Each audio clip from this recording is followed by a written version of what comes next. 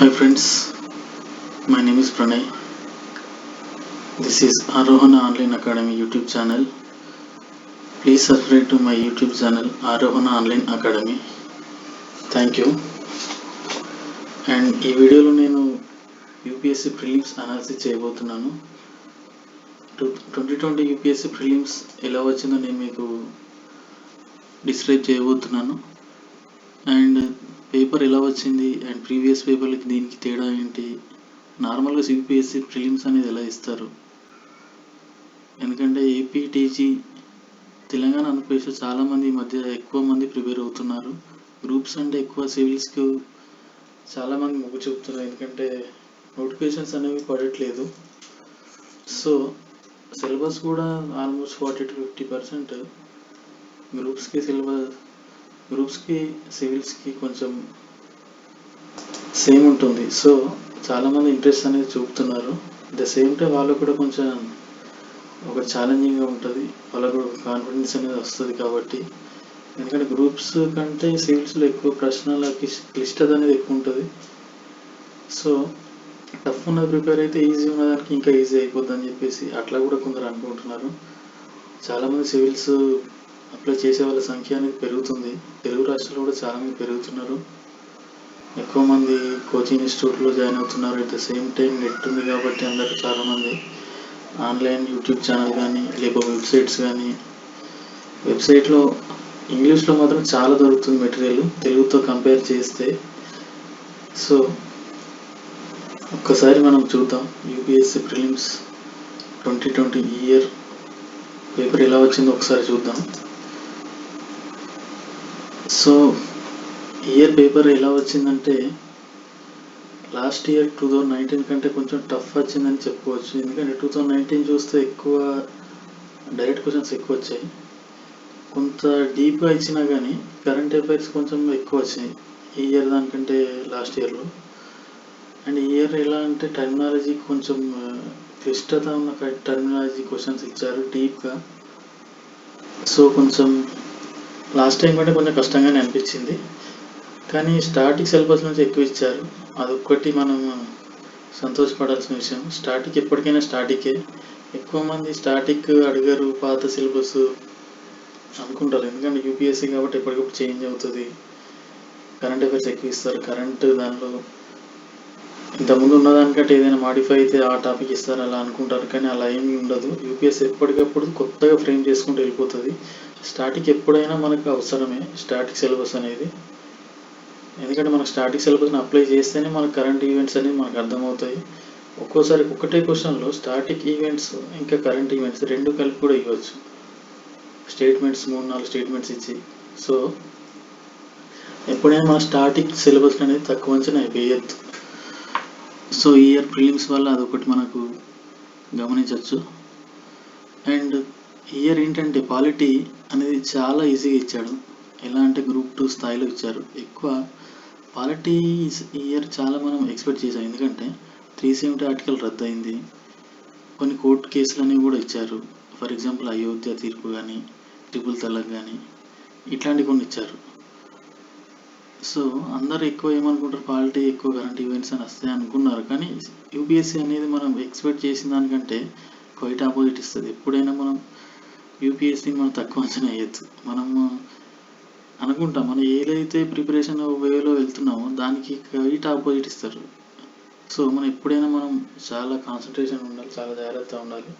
ఎలా అంటే మనం స్టాటిక్ సిలబస్ చదవాలి, డైనమిక్ సిలబస్ చదవాలి. డైనమిక్ అంటే కరెంట్ ఈవెంట్, స్టాటిక్ సిలబస్ అంటే ఇంతకుముందు ఉన్నవి లైక్ హిస్టరీ, పాలిటీ అనేవి స్టాటిక్ సిలబస్. సో ఒక్కోసారి దానిలో అయినా మాడిఫై ఉంటే స్టాటిక్కి డైనమిక్కి అవి రెండు కలిపి కూడా ఇవ్వచ్చు. సో అన్ని సిలబస్లు మనం దగ్గర పెట్టుకొని ఎప్పటికప్పుడు చదువుకొని రివిజన్ చేసుకుని ఉంటే చాలా లాభం ఉంటుంది. అండ్ హిస్టరీ కూడా స్టాటిక్ ఎక్కువ ఇచ్చాడు, కానీ టర్మినాలజీ చాలా డీప్గా ఇచ్చాడు. కొన్ని టర్మినల్స్ అనేవి ఉంటాయి, కుల్యవాప, ద్రోణవాప అట్లాంటివి.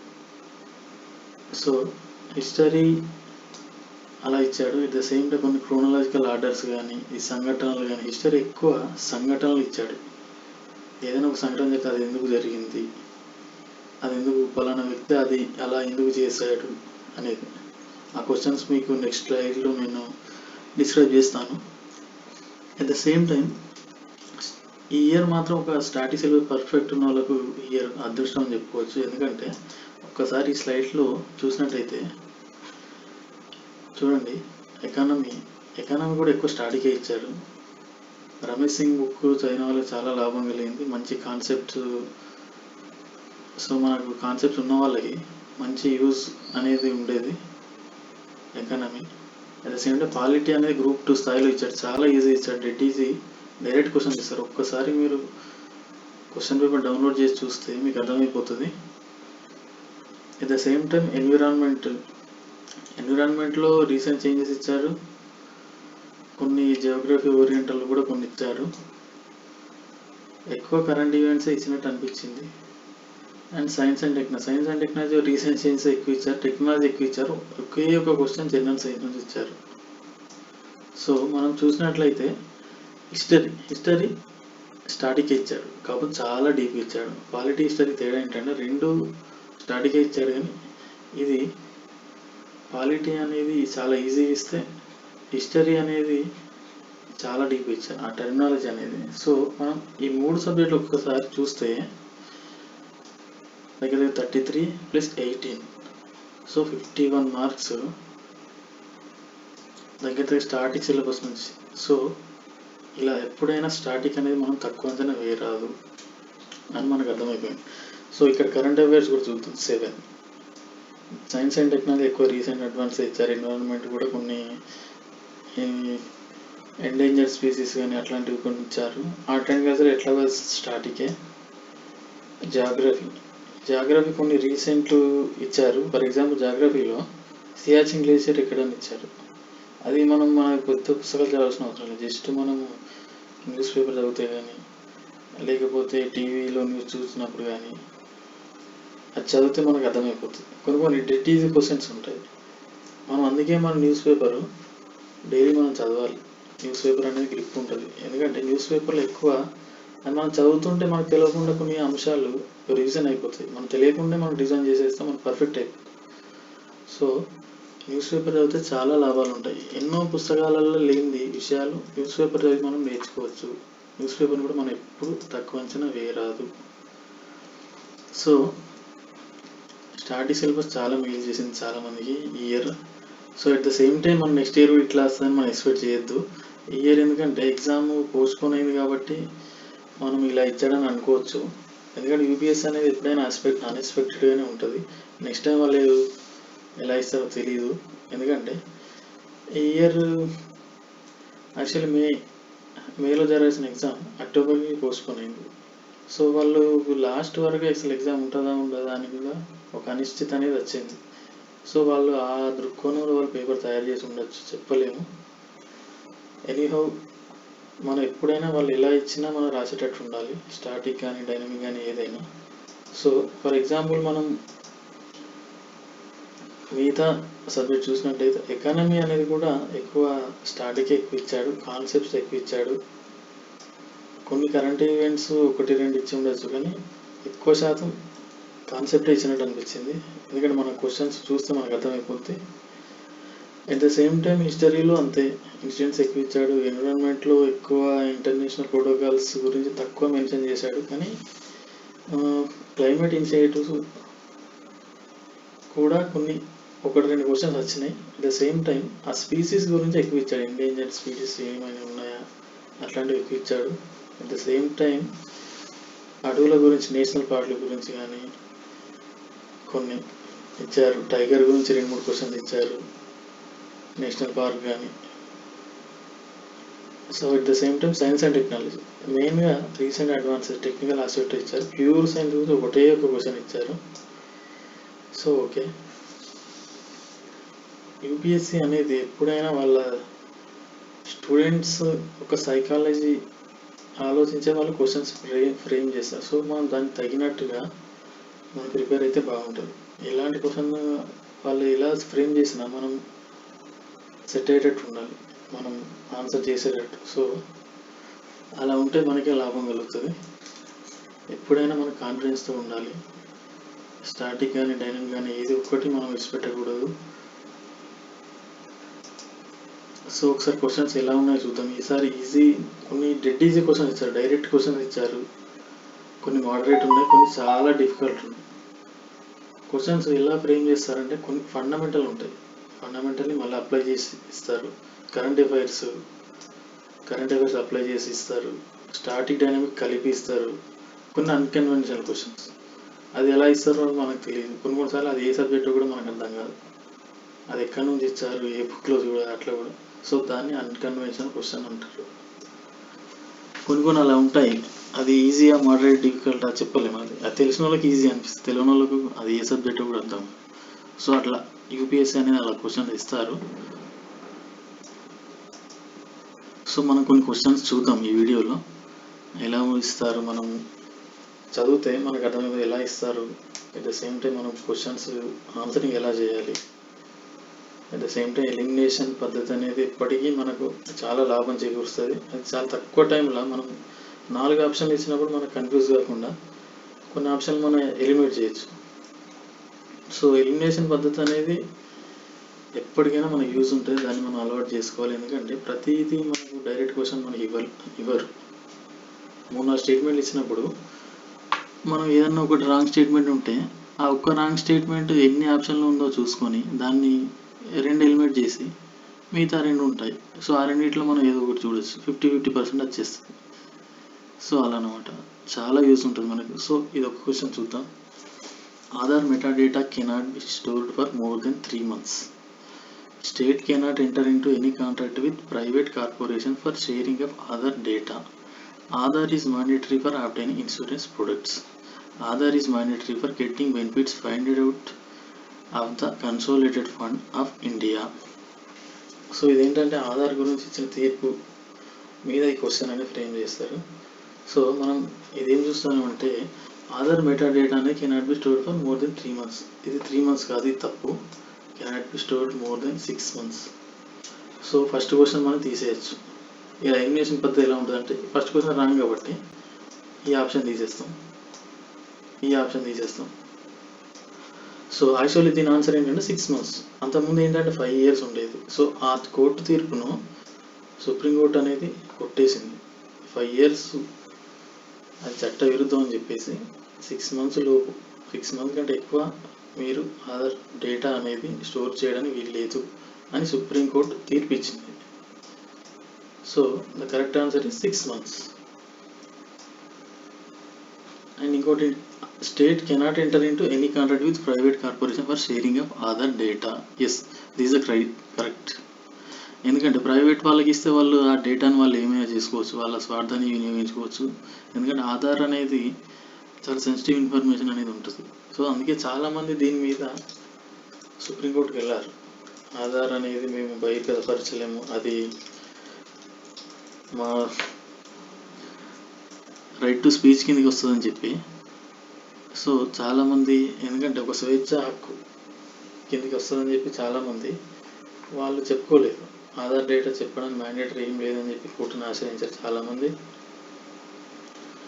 At the same time Aadhaar is mandatory for obtaining insurance product. ఇది తప్పు. ఆధార్ అనేది అవసరం లేదు ఇన్సూరెన్స్ ప్రొడక్ట్కి.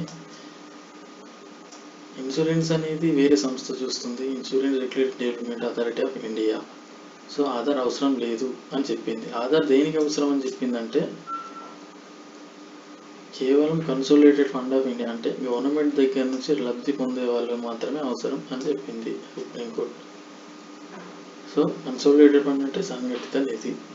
సో సంఘటిత నిధి నుంచి ఏమొస్తాయి, పెన్షన్స్ కానీ ఏదైనా డైరెక్ట్ బెనిఫిట్ ట్రాన్స్ఫర్, నగదు బదిలీ కానీ ఏదైనా వచ్చేస్తుంది. సో అట్లాంటి గవర్నమెంట్ స్కీమ్ వాడుకున్న వాళ్ళకి మాత్రం పక్కా ఆధార్ ఉండాలి. ఎందుకంటే ఆధార్ వల్ల బయోమెట్రిక్ ఉంటుంది. సో ఫండ్స్ అనే డైవర్సిఫికేషన్ కాకుండా యూజ్ అవుతుంది. So 2 and 4 is the right answer. Next question. Rajya Sabha has equal power with Lok Sabha in the matter of creating all new India services, amending the constitution, the removal of the government, making cut motion. ఇది question మనం ఒకసారి అర్థం చేసుకోవాలి, ఎందుకంటే confuse అవుతుంది. Equal powers, Rajya Sabha Lok Sabha రెండింటికి equal powers ఎక్కడ ఉంది. ఒక్కోసారి కొందరు ఏం చేస్తారు, రాజ్యసభ హాస్ ఈక్వల్ పవర్స్ అంతే, దీని రాజ్యసభ ఏమేమి పవర్స్ ఉన్నాయి అలా చదువుకుంటాం. సో అలా చదవకుండా క్వశ్చన్ మొత్తం చదివితే మనకు అర్థమైపోతుంది. So the matter of creating new all India services, ఇది ఏంటంటే ఓన్లీ రాజ్యసభకే ఉంది. ఇక్కడ ఏమడిగారు, రాజ్యసభ లోక్సభ రెండు అడిగారు. అమెండింగ్ ద కాన్స్టిట్యూషన్, ఇది correct. Removal of the government, removal of the government అంటే అవిశ్వాస తీర్మానం అనేది లోక్సభలో ప్రవేశపెడతారు, రాజ్యసభలో కాదు. సో దీనికి కాదు. Making cut motions, making cut మోషన్లో ఎక్కువ లోక్సభకే ఎక్కువ అధికారం ఉంటుంది, రాజ్యసభ కొంచెం తక్కువ ఉంటుంది. ఈక్వల్ అని చెప్పలేము మనం కట్ మోషన్స్ అనేవి. సో రాజ్యాంగ సవరణ అనేది ఎలా చేస్తారంటే స్పెషల్ మెజారిటీ రావాలి, 2/3 వంతు మెజారిటీ హాజరై ఉన్న వాళ్ళు 2/3 మెజారిటీ వస్తే రాజ్యాంగాన్ని మనం సవరించవచ్చు. సో రాజ్యాంగాన్ని సవరించడం అనేది రెండు, లోక్సభకి రాజ్యసభ రెండు సమాన స్థాయిలో పవర్ ఉంటాయి. ఇంకొకటి, with reference to the funds under member of parliament local area development scheme which of the following statements are correct. ఇది ఎంపీ లాడ్స్, ఎంపీ వ్యక్తిగత నిధులు ఉంటాయి కదా, సో అది అన్నమాట. సో ఎంపీల దగ్గర ఎంతో కొంత నిధి అనేది ఉంటుంది, అది 5 crores, ఇయర్లీ 5 crores. వాళ్ళ పదవి కాలం 5 సంవత్సరాల కాలంలో ఇయర్లీ 5 crores వస్తాయి. So total 25 crores. MPLADS అనేది మనకు తెలుసు, జస్ట్ మనం న్యూస్ పేపర్ కనీసం డిస్ట్రిక్ట్ పేపర్ దగ్గర దీని గురించి మనకు అవగాహన వస్తుంది, ఇప్పటికీ వస్తూనే ఉంటుంది టాపిక్. సో దీనిలో అతను కొంచెం ఒక పాయింట్ డీపీ ఇచ్చాడు. MPLADS funds must be used to create durable assets like physical infrastructure, health, education etcetera. ఇది మౌలిక వస్తువులు కల్పించాలి. ఎంపీ తన నియోజకవర్గంలో ఏదైనా ఒక గ్రామంలో ఎవరైనా ప్రజలు వచ్చి అడిగితే వాళ్ళకి ఫిజికల్ ఇన్ఫ్రాస్ట్రక్చర్, మౌలిక వస్తువులని కల్పించడానికి ఆ ఫండ్స్ అనేది యూజ్ చేస్తాడు ఎంపీ లాడ్స్, ఇది correct. Specific portion each MP fund must be SC ST population, ఇది కరెక్ట్. ఎందుకంటే స్పెసిఫిక్ పోర్షన్ 1 yearలో ఖర్చు పెట్టే దానిలో 15% ఎస్సీలకు మీద ఖర్చు పెట్టాలి, అండ్ ఇంకొకటి 7.5% ఎస్టీల మీద ఖర్చు పెట్టాలి. సో ఇది రూల్, ఇది correct. MP funds are sanction on yearly basis and unused funds cannot be carry forward, ఇది తప్పు. ఇది can be carry forward to the next year. ఎందుకంటే కెనాట్ బి క్యారీ ఫార్వర్డ్ అంటే దానివల్ల యూజ్ ఏం లేదు ఆ ఫండ్స్ వల్ల. ఎందుకంటే 1 yearలో 5 crores కొంత ఖర్చు పెట్టచ్చు, పెట్టకపోవచ్చు. సో ఒక్కసారి నిధులు అనేవి విడుదలైతే అవి మనం యూజ్ చేసినా చేయకున్నా నెక్స్ట్ ఇయర్ క్యారీ ఫార్వర్డ్ అవుతాయి, యూజ్ చేయకపోతే క్యారీ ఫార్వర్డ్ అవుతాయి. ఇంకొకటి ఏంటంటే ఇది వాళ్ళు కరెక్ట్ యూజ్ చేస్తున్నారా, మళ్ళీ నిధుల దుర్వినియోగం ఏమైనా ఉందా అని తెలుసుకోవడానికి డిస్ట్రిక్ట్ అథారిటీ అనే వాళ్ళు ఇన్స్పెక్ట్ చేస్తారు. సో ఇది చాలా తక్కువ పర్సెంటేజ్లో వాళ్ళు ఇన్స్పెక్ట్ చేస్తారు, అది 10%, ఇది కరెక్ట్. 10% చూస్తారు ఇంప్లిమెంట్ అయిందా కాదా అనేది. సో మనకి ఏది correct, 1, 2 and 4. So option D is correct. Next question చూద్దాం. Which one of the following categories of fundamental rights incorporates against untouchability as a form of discrimination. Untouchability అంటే అస్పృశ్యత, as a form of discrimination. So అస్పృశ్యత అనేది నేరం అని ఏ ప్రాథమిక హక్కు అనేది చెప్తుంది అని ఈ క్వశ్చన్ అడుగుతున్నారు. సో రైట్ అగైనెస్ట్ ఎక్స్ప్లాయిటేషన్ అంటే అది వెట్టి చాకిరి, పీడన నిర్వహించే హక్కు, దానికి కిందకి. సో అస్పృశ్యత దానికి ఏం సంబంధం లేదు. రైట్ టు ఫ్రీడమ్ అంటే దానికి దీనికి ఏం సంబంధం లేదు. రైట్ టు కాన్స్టిట్యూషన్ ఏమిటి, రాజ్యాంగ పరిహార హక్కు అంటే ఓటు హక్కు, దానికి సంబంధించి సంబంధం. So right to equality, untouchability, అస్పృశ్యత అంటే అందరూ ఈక్వలీ అని చెప్తుంది, right to equality. So D is the right answer. ఇంకొకటి, along with the budget the finance minister also places the other documents before the parliament which include the macroeconomic framework statement. The aforesaid document is presented because this is mandated by. So అలాగే మీద మన budget ప్రవేశపెట్టేటప్పుడు budget ప్రవేశపెడతారు, economic survey ప్రవేశపెడతారు. So ఏమేమి ప్రవేశపెడతారని ఈ క్వశ్చన్లు అడుగుతున్నారు. So ఇది కొంచెం పాలిటిక్కి ఇంకా కొంచెం ఎకానమీకి రిలేటెడ్ ఉంది. సో మనం కొన్ని వర్డ్స్ అనేవి నేర్చుకోవాలి, ఎందుకంటే మనం ఒకవేళ మెయిన్స్ మీరు తెలుగులో రాసినా కానీ ప్రిలిమ్స్ అనేది కేవలం 2 languagesలే ఉంటుంది, Hindi and English. So Telugu రాష్ట్రాలలో కొంచెం ఇంగ్లీష్ అనేది ఈజీ అని చెప్పుకోవచ్చు హిందీ కంటే. హిందీ అంటే కొంచెం హైదరాబాద్లో ఉన్న వాళ్ళకి కొంత ఈజీ అని చెప్పుకోవచ్చు. మిగతా ఇంగ్లీష్ టెక్నాలజీ అనేది ఇంగ్లీష్లో చదివితేనే కొంచెం బెటర్ ఎకానమీ అనేది. ఎందుకంటే మీరు మెయిన్స్ తెలుగులో రాసినా కానీ ఫిలిమ్స్ అనేది ఇంగ్లీష్లో రాయాలి. సో వొకాబులరీ అనేది ఖచ్చితంగా ఉండాలి. టెక్నాలజీ మనం ఇంగ్లీష్లో మనము ప్రతి వాటి మనం అవగాహన అయితే ఉండాలి. మీరు వ్యాసరూప ప్రశ్నలు రాయండి రాయకపోవండి తెలుగులో కానీ ఇంగ్లీష్లో కానీ ఫస్ట్ మీరు ఎస్ఏ అక్కడి దాకా వెళ్ళాలంటే మెయిన్స్కి వెళ్ళాలంటే మీకు ఫస్ట్ ఫిలిమ్స్ పాస్ అవ్వాలి. ఫిలిమ్స్ అనేది హిందీ ఆర్ ఇంగ్లీష్లో ఉంటుంది. సో మనకు కంపల్సరీ కనీస అవగాహన ఉండాలి, లేకపోతే కష్టం. At the same time English మీద అంత భయపడాల్సిన అవసరం కూడా లేదు. మనకు నాలెడ్జ్ ఉంటే చాలు. లాంగ్వేజ్ అనేది పెద్ద అవరోధం ఏం కాదు, ఎందుకంటే సేమ్ అదే ఉంటుంది. ఇప్పుడు ఫర్ ఎగ్జాంపుల్ దీనిలో చూద్దాం, రైట్ ఈక్వాలిటీ సమానత్వం హక్కు నాకు అర్థమైపోద్ది అంతే. కాన్సెప్ట్ తెలిస్తే మనకు ఆ వర్డ్ అనేది మనకి ఎట్లయినా గుర్తుంది. కాన్స్టిట్యూషన్ రెమెడీస్, రాజ్యాంగ పరిహారం, అన్టచబిలిటీ, అస్పృశ్యత, జస్ట్ మనకు ఆ కాన్సెప్ట్ ఉంటే మనకు అది గుర్తుండిపోతుంది అంతే. సో ఇది ఏంటంటే answer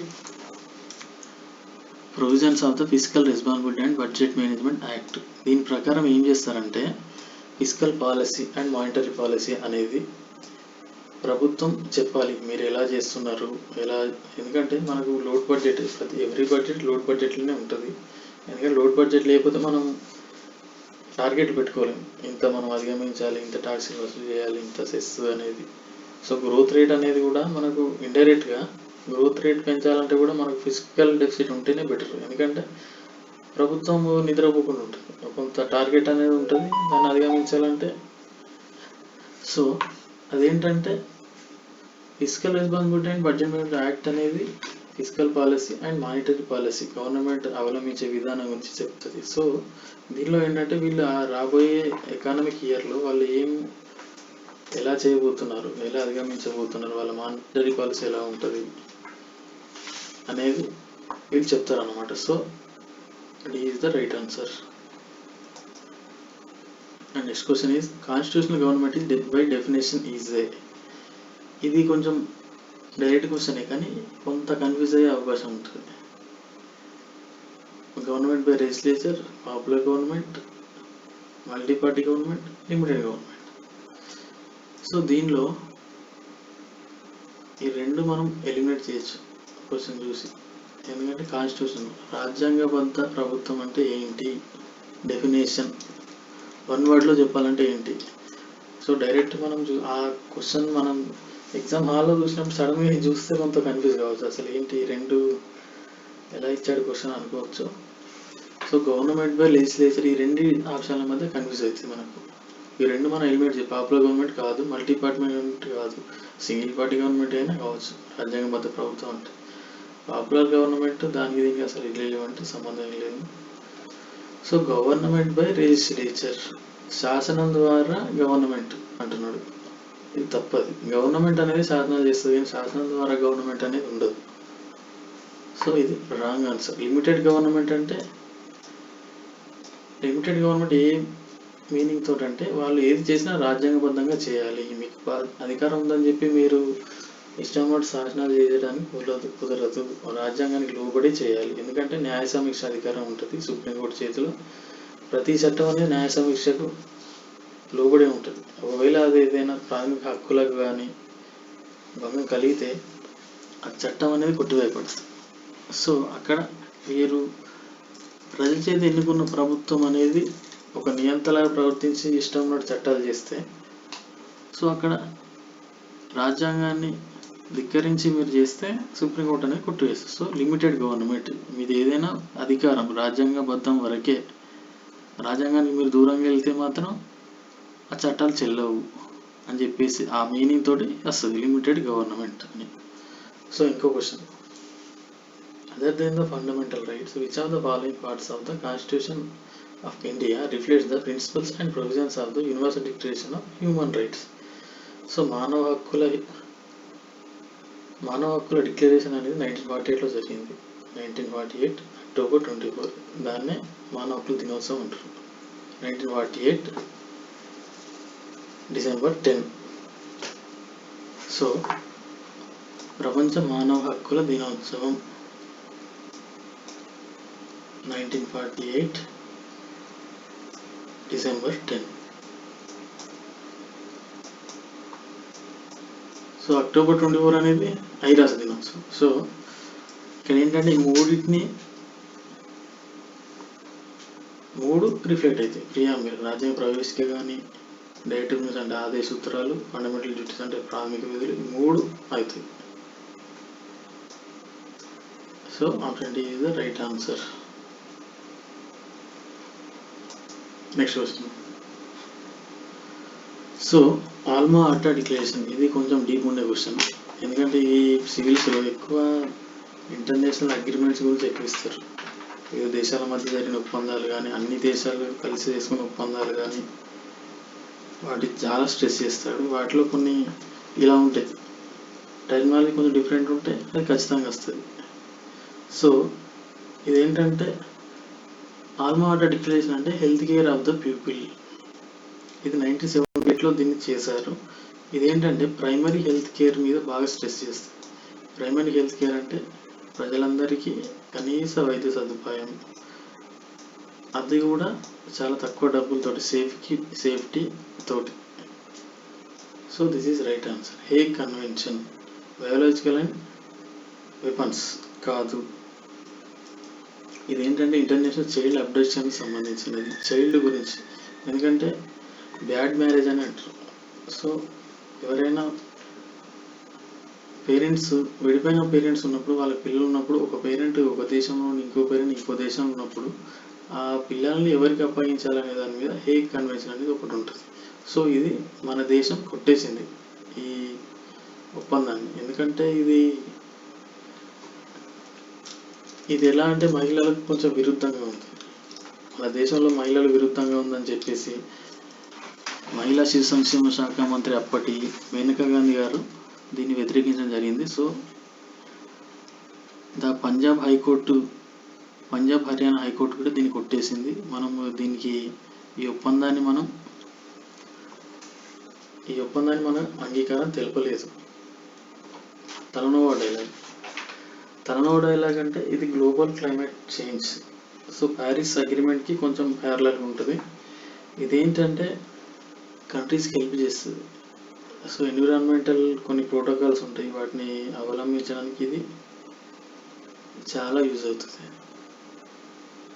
so this is the right answer. Under 2 కోalition అనేది ఇదేంటంటే ఇది కూడా క్లైమేట్ యాక్షన్కి సంబంధించిందే. ఇది ఏం చేస్తుందంటే regional governments committed to ambitious climate action in line with the Paris agreement. ఇది కూడా ప్యారిస్ అగ్రిమెంట్కి సమాంతరంగా పనిచేస్తుంది. సో చైల్డ్ రైట్స్కి దీనికి ఏం సంబంధం లేదు. అండర్ 2 కోalition అనేది ఇది క్లైమేట్ చేంజ్కి సంబంధించింది. Gold tranche reverse to next question. ఇదేంటంటే గోల్డ్ ట్రాన్చే అనేది ఇది ఐఎంఎఫ్కి సంబంధించింది.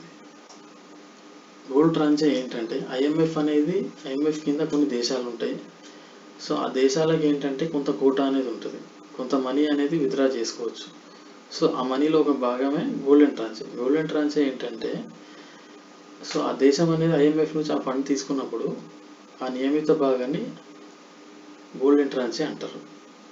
సో గోల్డెన్ ట్రాన్చే తీసుకున్నప్పుడు ఏ ఒప్పందానికి మనం సంతకం పెట్టాల్సిన అవసరం లేదు, దానికి ఎక్స్ట్రా ట్యాక్స్ ఏం కూడా పడదు. సో ఏదైనా ఎమర్జెన్సీ ఉన్నప్పుడు మనం తొందర అన్కండిషన్, ఏ కండిషన్ లేకుండా డైరెక్ట్ మనం తీసుకోవచ్చు మనీ అనేది ఐఎంఎఫ్ తోటి. ఐఎంఎఫ్ అంటే ఇంటర్నేషనల్ మానిటరీ ఫండ్. సో ఇలా కూడా ఇస్తారనమాట. ఇంకో question. So according to the constitution of India, A person who is eligible to vote can be made A minister in a state for 6 months even if she is not a member of legislature of the state.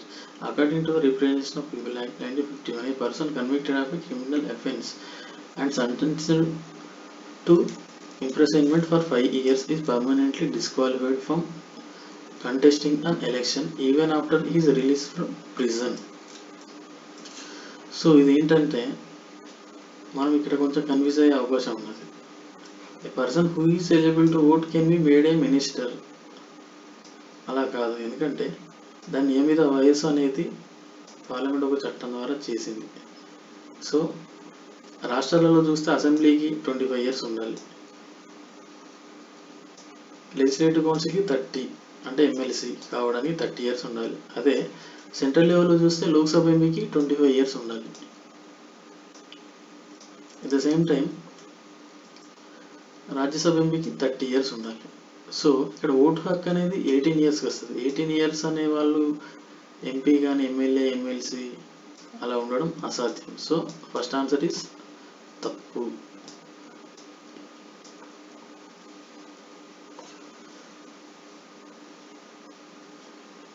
According to representation of people act, ఇది 5 years కాదు, imprisonment for 2 years. So ఎవరైనా political రాజకీయ నాయకులు అనేవాళ్ళు ఏదైనా నేరాన్ని పాల్పడితే so అలాంటి వాళ్ళను చట్టసభలో ప్రవేశించకుండా నిరోధిస్తుంది ఈ చట్టం అనేది. ఎందుకంటే 2 సంవత్సరాల కంటే పైన శిక్ష పడ్డ వాళ్ళు 6 సంవత్సరాల వరకు పోటీ చేయకుండా నియంత్రిస్తుంది. 6 సంవత్సరాలు అంటే మినిమం 2 ఎలక్షన్లు. సో అలా ఈ చట్టం అనేది నియంత్రిస్తుంది. సో ఇక్కడ 5 years అని ఇచ్చాడు కాబట్టి ఇది కూడా తప్పు answer. So neither one not.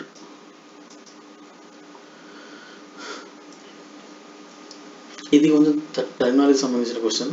So Indian హిస్టరీలో ఎక్కువ టెర్మినాలజీకి సంబంధించిన క్వశ్చన్స్ ఎక్కువ ఇస్తున్నారు. అది మనం కొంచెం చూసుకొని కొంచెం జాగ్రత్తగా మనం చదువుకోవాలి. సో ఈ క్వశ్చన్ అనురాగ్ in-charge of treasury of the state, బనియన్ Indian agent of East India Company, మిరాసిదార్ designated revenue payer to the state. So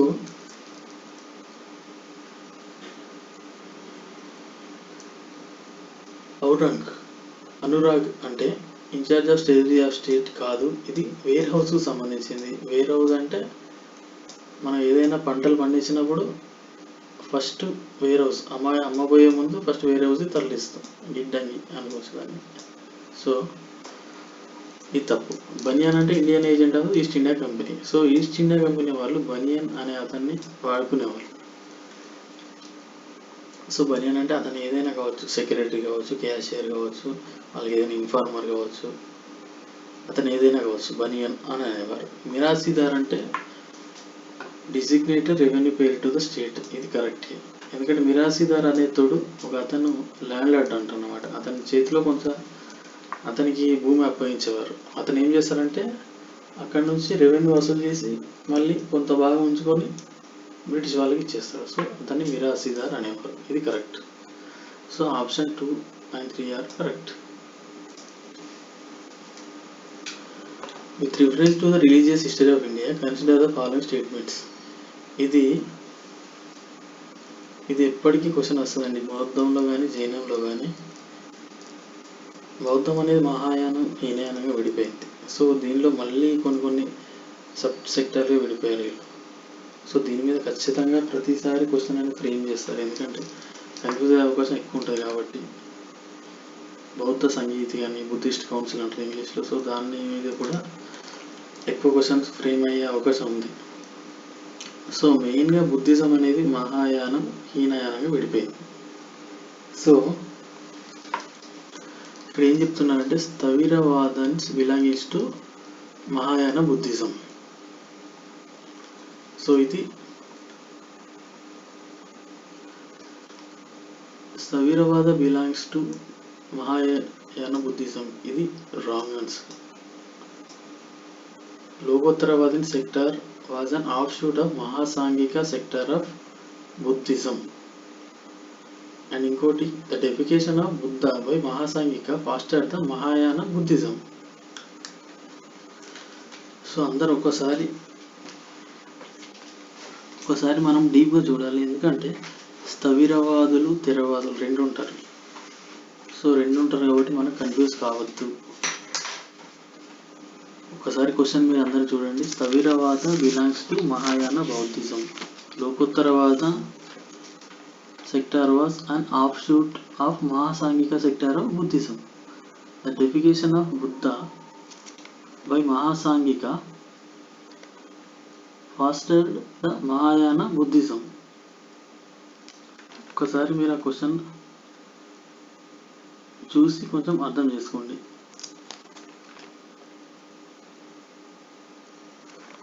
so Sthaviravada belong to Mahayana కాదు ఇది, ఎందుకంటే హీనయాన చెందిన వాళ్ళు. ఇంకోటి లోకోత్తరవాద సెక్టార్వాద and offshoot of Mahasanghika sector of Buddhism. This is the right answer. The deification of Buddha by Mahasanghika foster the Mahayana Buddhism. మహాసాంఘికులు అంటే ఇది కూడా మహాయానానికి చెందిన వాళ్ళే, వాళ్ళు కూడా. ఆప్షన్ మనకు చూస్తే అర్థమవుతుంది. సో ఇది ఇలా టర్మినాలజీ మనం కొంచెం గుర్తుపెట్టుకోవాలి. మహాసాంఘిక, మహాయానం, ఇలా కొన్ని కన్ఫ్యూజ్ అవుతాయి. స్థవిరవాదులు, స్థిరవాదులు, అట్లా కొంచెం మనం చూసుకోవాలి. ఈ గ్రూప్స్లలో కూడా ఇది ఇంపార్టెంట్ క్వశ్చనే. So 2 and 3 is the right answer. Consider the following events in the history of India. Rise of Pratiharas under King Bhoja, establishment of Pallava under Mahendravarma I, establishment of Chola power by Parantaka, Pala dynasty founded by Gopala. So Indian హిస్టరీలో ఇస్తే technology గురించి అని ఇస్తాడు. ఇంతకుముందు మనం ఈ question చూసినట్టు technology ఇస్తాడు, లేకపోతే ఆ సంఘటనలైనా ఇస్తాడు, లేకపోతే వాటి క్రోనలాజికల్ ఆర్డర్ అయినా ఇస్తాడు. సో మనం హిస్టరీలో ఖచ్చితంగా అవి చూసుకోవాలి. ఏదైనా మన టెక్నాలజీ అనేది మనం 2-3 సార్లు చూసుకొని బైహార్ట్ చేసుకోవాలి. అట్ ద సేమ్ టైం ఆ సంఘటనలు కూడా ఇయర్స్ మంచిగా గుర్తుపెట్టుకోవాలి. గుర్తుపెట్టుకుని ఇట్లాంటి క్వశ్చన్ చూడొచ్చు. ఎందుకంటే క్రోనలాజికల్ మీద 2-3 క్వశ్చన్ ఈజీగా ఇస్తారు ఎవ్రీ ఇయర్ సివిల్స్లో. సో ఒక్కసారి మనం చూద్దాం. ప్రతిహారులు. సో ప్రతిహారులు అనే వాళ్ళు గుర్జర ప్రతిహార డైనాసిటీ అంటారు దాన్ని. నాగభట్టు అనే అతను స్థాపించాడు. సో కింగ్ భోజా అతను ఉన్న టైం 836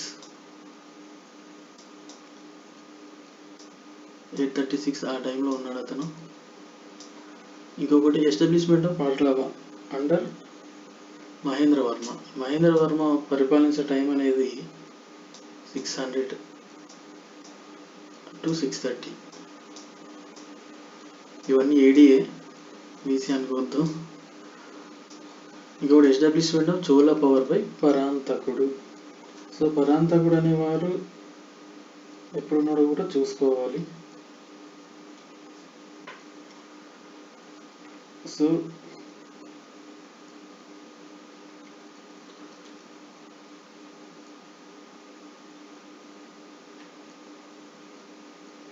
పరాంతకుడు 907లో ఉన్నాడు. 907 నుంచి 955. And Pala dynasty founded by Gopala. ఇది కూడా ఎప్పుడో మనం చూసుకోవాలి. ఇది 750లో.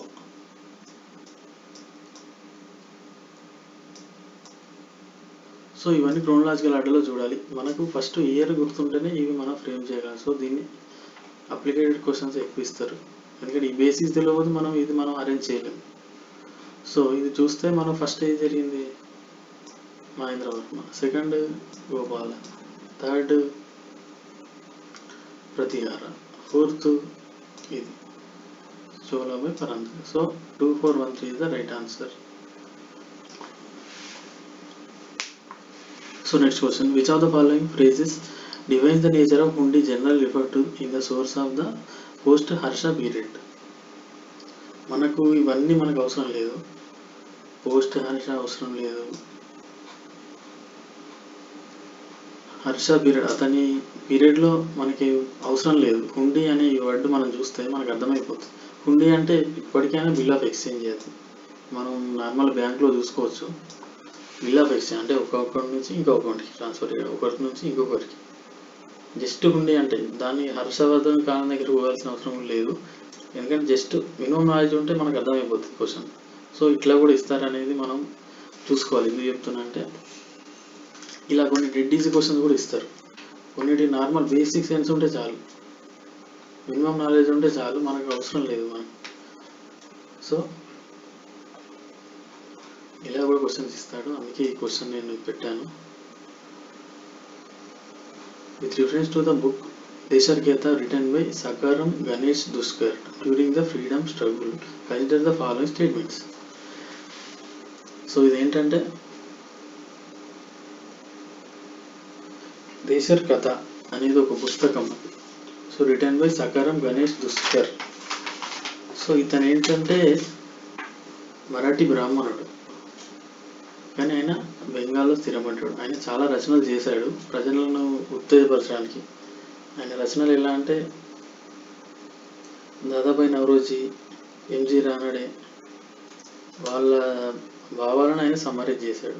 దాదాబాయి నవరోజీ అంటే ఎక్కువ ఎకానమీ గురించి రాశాడు. ఎకానమిక్ రైన్ కానీ, ఎకానమిక్ ప్లండర్ కానీ, బ్రిటిష్ వాళ్ళు మన దేశాన్ని ఎలా దోచుకుంటున్నారనే విషయం ఆయన రాశాడు. So it వార్నడ్ against the colonial state hypnotic conquest of mind. Yes, it is correct. It inspired the performance of Tadesi street plays and folk dance. Yes, this is also correct. The use of Desh by Duskar was in the specific context of the region of Bengal. Yes, this is also correct.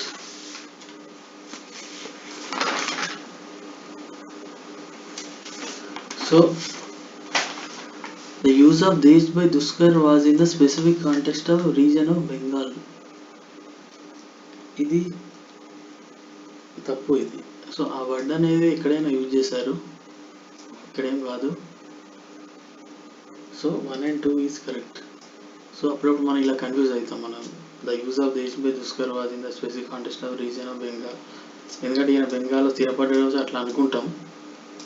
ఫాస్ట్గా అయినప్పుడు మనకు అట్లా ఒక second ఇట్లాంటివి కొంచెం చూసుకోవాలి, confuse కావద్దు. So ఇంకొకటి నెక్స్ట్ క్వశ్చన్, నేను ఇంతకుముందు చెప్పాను టర్మినాలజీ సంబంధించి ఎక్కువ ఇస్తారు ఇండియన్ హిస్టరీ, కుల్యవాబా అండ్ ద్రోణవాబా. సో ఇది దేనికి సంబంధించింది? ఒక్కోసారి ఏమి ఇస్తారంటే కుల్యవాబా అంటే, అసలు కుల్యవాబా అంటే ఏంటి? కుల్యవాబా అంటే ఏంటంటే ఇది మెజర్మెంట్ ఆఫ్ ల్యాండ్. ఇది మెజర్మెంట్ ఆఫ్ ల్యాండ్. ఇది గుప్తుల కాలంలో మెజర్మెంట్ ఆఫ్ ల్యాండ్ను మెజర్ చేయడానికి ఇది యూజ్ చేసేవారు, ఈ వర్డ్ టర్మినాలజీ అనేది. సో కుల్యవాబా అంటే 12 నుంచి 16 ఎకర్స్. ద్రోణవాబా అంటే 1.5 to 2 acres. సో ప్రస్తుతానికి చెప్పుకుంటే ఇది స్మాల్ ఫార్మర్ అనుకోవచ్చు. సో కుల్యవాబా అనేది పెద్దది, ఎకర్స్ 12 to 16 acres. ద్రోణవాబా అంటే 1.5 to 2 acres. సో ఒక్కోసారి ఏంటంటే కుల్యవాబా అంటే ఏంటి, ఎంత ల్యాండ్, ద్రోణవాబా అంటే ఎంత ల్యాండ్, అట్లా కూడా ఇవ్వచ్చు. ఇంకోసారి ఏంటంటే ఇప్పుడు ఏ రాజుల కాలంలో ఇట్లా ఇచ్చారు, ఈ పదం వాడారు, ఇట్లాంటి మెజర్మెంట్ అనేది అట్లా కూడా ఇస్తారు. డ్యూరింగ్ గుప్తా పీరియడ్ ఈ మెజర్మెంట్ అనేది వాడు. సో ఇంకొకటి కూడా కొన్ని వాడేవాళ్ళు, అంగుళం. అంగుళం అంటే 3/4 inch. హస్త అంటే క్యూబిట్. క్యూబిట్ అంటే మోచేతి మనం పెట్టినప్పుడు మధ్య వేలు నుంచి మోచేతి దాకా ఉన్న దూరాన్నే హస్త అంటారు. ఇది 18 ఇంచులతో సమానం. సో ఇట్లా కూడా ఇస్తారు. ఇంకొకటి కుల్యవాబా, ద్రోణవాబా కూడా ఇంకోటి ఏంటంటే అధవాబా. అది 3/8 నుంచి 1/2 ఎకరం వరకు, చాలా తక్కువ ల్యాండ్. 1/2 ఎకరం కంటే తక్కువ ఉంటే అధవాబా. సో ఇది గుర్తుంచుకోవాలి, ఇట్లా కూడా ఇస్తారు. ఇది కొన్ని సంఘటనల ఆధారంగా ఇచ్చిన క్వశ్చన్. ఇది Wellesley established the fort William college at Calcutta because.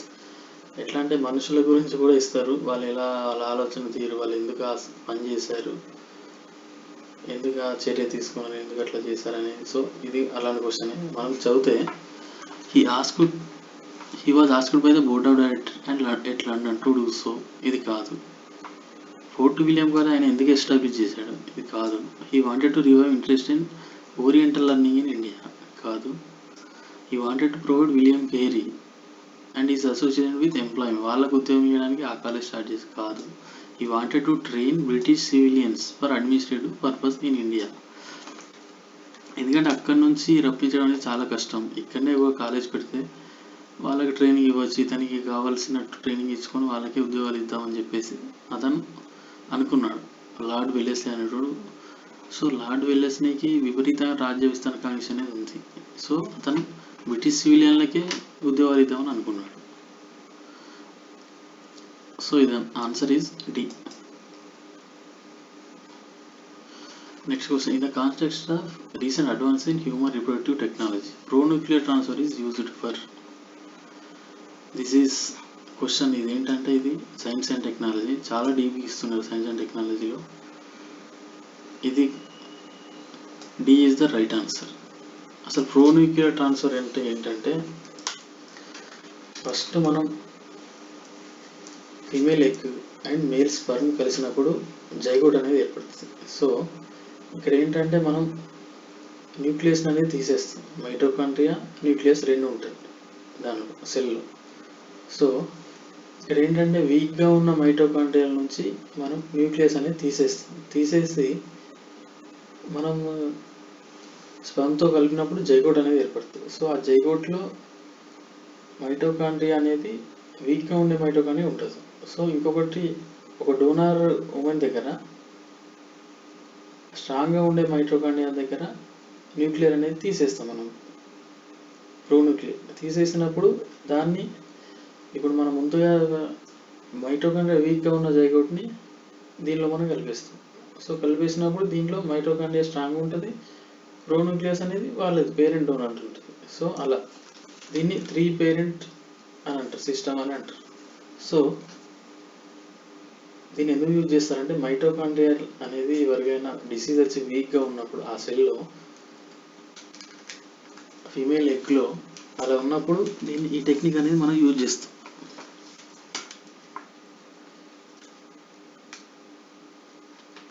So ఇంకో question, with the present state of development artificial intelligence can effectively do which of the following. ఇది మనం జస్ట్ మనం సెల్ ఫోన్లు నాలెడ్జ్ ఉన్న వాళ్ళు మనం చెప్పుకోవచ్చు, ఆన్సర్ చెప్పగలరు. So bring down electricity consumption industrial units, ఇది కరెక్ట్. ఆర్టిఫిషియల్ ఇంటెలిజెన్స్ దేని యూజ్ చేస్తున్నాం అనేది. Creating meaningful star stories and songs, so ఇది చేయొచ్చు మన ఆర్టిఫిషియల్ ఇంటెలిజెన్స్. డిసీజ్ డయాగ్నోసిస్, ఇది ఆల్రెడీ స్టార్ట్ అయింది ఆర్టిఫిషియల్. టెక్స్ట్ టు స్పీచ్, మనం ఆల్రెడీ డైలీ ఫోన్ చూస్తాం, ఇది correct. Wireless transmission of electrical energy, ఇది కూడా కరెక్ట్. సో 1 2 3 4 5. కొన్ని క్వశ్చన్స్ ఎట్లా అంటే మనకు బాగా బుక్స్ చదివే వాళ్ళు మిస్ అవుతారు. ఇట్లాంటివి మనకు విపరీతంగా ఆలోచించి రాంగ్ పెట్టే అవకాశం ఉంటుంది. సో అందుకే కొన్ని కామన్ సెన్స్ కూడా ఇస్తారు. అందుకే యూపీఎస్సీలో అట్లాంటి క్వశ్చన్ ఒక 4-5 ఇస్తారు ఈజీగా. So next question, with reference to carbon nanotubes consider the following statements. ఇది వైద్యంలో ఉండే సైన్స్ అండ్ టెక్నాలజీ, కొత్త టెక్నాలజీ గురించి ఎక్కువ ఇస్తున్నారు. ఇంతకుముందు క్వశ్చన్ కూడా అదే. కార్బన్ నానోట్యూబ్స్ దేని యూజ్ చేస్తారంటే they can be used as carriers of drugs and antigens in the human body. They can be made into artificial bed capillaries for an injured part of human body. They can be used in biochemical sensors. Carbon nanotubes are biodegradable.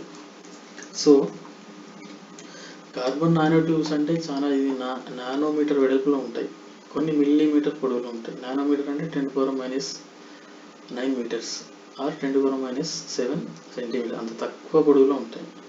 So అంత తక్కువ ఉంటేనే మనం blood capillaries దాన్ని ప్రవేశపెడతాం. So దానిలో అప్పుడప్పుడు మన drugs అంటే మందులు తీసుకొని మనకు చాలా తక్కువ అమౌంట్లో ఏ పార్టీ కంటే ఆ పార్టీకి మనం పంపించవచ్చు. కార్బన్ నానో ట్యూబ్స్ ఆర్టిఫిషియల్, ఎప్పుడైనా మనకి ఏదైనా దెబ్బ తగిలి బ్లడ్ క్యాపిలరీస్ అంటే చాలా చిన్నగా ఉంటాయి. సో వాటి కార్బన్ నానో ట్యూబ్స్తో రీప్లేస్ చేయొచ్చు. ఎలా అంటే దానిలో బ్లడ్ అని సర్క్యులేట్ అవుతుంది. They can be used as biochemical sensor. Yes, this is also enable. Carbon nanotubes are biodegradable. ఇది మన బాడీలో ఉండే బ్యాక్టీరియా ఈకోలై కానీ ఏదైనా దానివల్ల ఇది బయోడిగ్రేడ్ అనేది అవుతుంది. ఎందుకంటే కొన్ని దాని పని అది చేసిన తర్వాత అది అవసరం లేదు, డిగ్రేడ్ అయితే బాడీకి మంచిది. ఎందుకంటే మనం ఎప్పుడైనా సహజంగా మళ్ళీ అయిన తర్వాత మళ్ళీ బ్లడ్ క్యాపిలరీస్ అయిపోయినప్పుడు ఇవి మళ్ళీ దీని అవసరం లేదు. సో కొన్ని రోజుల తర్వాత డిగ్రేడ్ అయిపోతుంది. So this is also right answer. 1 2 3 4 is right answer. Consider the following activities: spraying pesticides on a crop field, inspecting the craters of active volcanoes, collecting breath samples from sorting whales for DNA analysis. At the present level of technology, which of the above activities can be successfully carried out by using drones? So drones తోటి ఏమేమి చేస్తారు? ఇంతకుముందు artificial intelligence, ఇప్పుడు drones. Spraying pesticides మన పొలాల్లో జరగడం already drones తోటి start అయిపోయింది. ఇది right answer. Inspecting the craters of active volcanoes. అగ్నిపర్వతంలో ఉద్వేదనం దగ్గర మనం దాన్ని టెస్ట్ చేయడానికి ఏమేమి వాయువులు వెలువడ్డాయి, దానిలో ఏమైనా ఉన్నాయా, ఖనిజాలు ఏమేమి వచ్చినాయి, దాని పరిస్థితి ఎట్లుంది, అది అగ్నిపర్వతం పేలొచ్చా లేకపోతే ప్రశాంతంగానే ఉందా, ఎలా ఉంది అనేది, నిద్రలో స్థితిలో ఉందా అని తెలుసుకోవచ్చు. ఎందుకంటే మనం డైరెక్ట్ కూడా అనేది చాలా రిస్కీ ఎట్లయినా.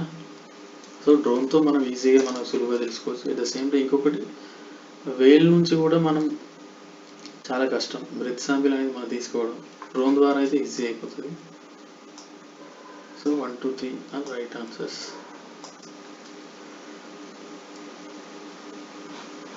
In India, the term public key infrastructure. ఇదేంటంటే పబ్లిక్ కీ ఇన్ఫ్రాస్ట్రక్చర్ అనేది ఇది డిజిటల్ వరల్డ్లో యూజ్ చేసే పదం ఇది. సో ఇది ఏంటంటే పబ్లిక్ కీ ఇన్ఫ్రాస్ట్రక్చర్ అనేది ఇది ఆథెంటికేట్ చేస్తుంది డివైజెస్. కానీ ఒక డివైస్ను దాన్ని యూజ్ చేసే వాళ్ళు ఎవరు, కరెక్ట్ పర్సన్ యూజ్ చేస్తున్నాడా లేదా అనేది ఒక రకంగా పాస్వర్డ్ లాంటిది. కరెక్ట్ పర్సన్ యూజ్ చేస్తున్నా లేదా ఒక ఆథెంటికేషన్ అనేది చేస్తాను అన్నమాట పబ్లిక్ కీ ఇన్ఫ్రాస్ట్రక్చర్ అనేది. సో ఇది డిజిటల్ సెక్యూరిటీ ఇన్ఫ్రాస్ట్రక్చర్ సంబంధించి. ఫర్ ఎగ్జాంపుల్ మనం బయోమెట్రిక్ పెట్టినప్పుడు కానీ ఏదైనా పాస్వర్డ్ ఇచ్చినప్పుడు కానీ కరెక్ట్ యూజర్ ఉన్నాడా లేదా ఆథెంటికేషన్ అనేది చేస్తుంది. సో ఇది డిజిటల్ మన వరల్డ్లో మన డేటా అనేది చోరీ కాకుండా మనం యూజ్ చేస్తాం. So which of the following statements are correct regarding general difference between plant and animal cell. ఇది ప్యూర్ సైన్స్ నుంచి వచ్చిన క్వశ్చన్, ఏకైక క్వశ్చన్ ఈ ఇయర్ సివిల్స్లో. Plant cells have cellulose cell walls while animal cells do not. Yes, plant cells అనేది cellulose ఉంటుంది, animal cells cellulose ఉండదు. ఇది correct answer. Plant cells do not have plasma membrane unlike animal cells which do. Plant cells లో do not have plasma membrane అనేది ఉంటుంది plant cells లో. This is wrong. Mature plant cell has one large vacuoles. Yes, plant cell has one large vacuoles. Mature animal cell have many large vacuoles. So 1 and 3 are correct.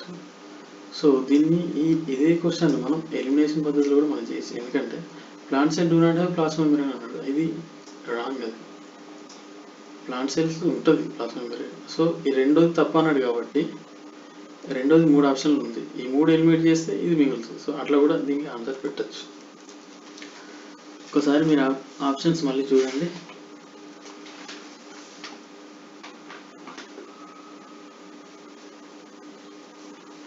So అలా మనం ఈ elimination technique కూడా మనం use చేసి మనం ఈజీగా మనము answers అన్ని గుర్తించవచ్చు. అండ్ నెక్స్ట్ క్వశ్చన్ చూద్దాం.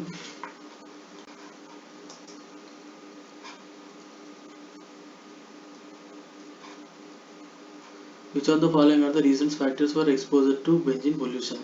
Automobile extracts, tobacco smoke, wood burning, using varnished wood and furniture, using products made of polyurethane. So ఇది ఎన్విరాన్మెంటల్లో ఇట్లాంటి క్వశ్చన్స్ ఇస్తున్నారు. ఏదైనా ఒక కెమికల్స్ కానీ మాలిక్యూల్స్ కానీ అవి వాతావరణానికి కాలుష్యం ఏమేమి చేస్తున్నాయి, వాటి ఎఫెక్ట్ ఏముంది, అది ఎక్కడి నుంచి ఉద్గారం అవుతున్నది, అట్లాంటివి చాలా ఇస్తారు. అది చాలా ఇంపార్టెంట్ ఎన్విరాన్మెంటల్లో. సో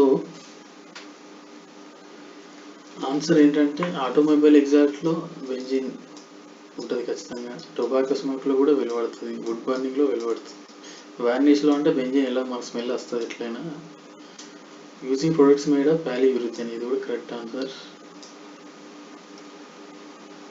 సో మనం దీనిలో చూద్దాం ఒకసారి. 5th ఆప్షన్ ఓన్లీ డీలో ఉంది. ఈ 5th ఆప్షన్ మనకు తెలిసినట్లయితే ఇది ఒక్కటి మనం పెట్టచ్చు, ఒక్కోసారి అట్లా కూడా పెట్టచ్చు మన అదృష్టం బాగుంటే. సో నెక్స్ట్ క్వశ్చన్కి వెళ్దాం. If you withdraw 1 lakh in cash from your demanded deposit at your bank, the immediate effect in the aggregate money supply.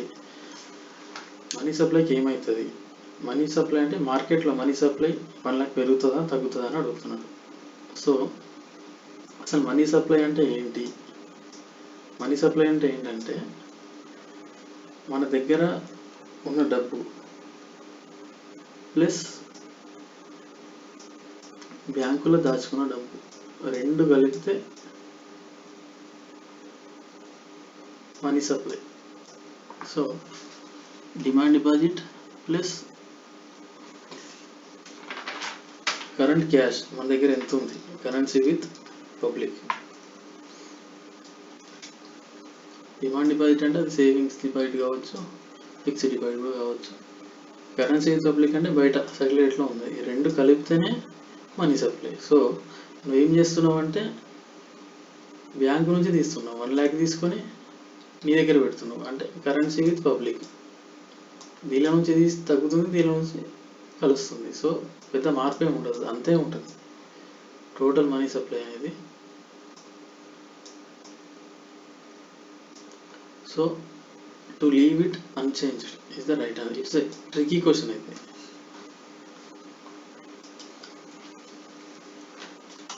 Next question, with reference to the foreign direct investment in India, which of the following is considered its major characteristics? అసలు FDI అంటే ఏంటి? Foreign direct investment. So FDI అంటే FDIలో ఎలా ఉంటుందంటే foreign కంపెనీలు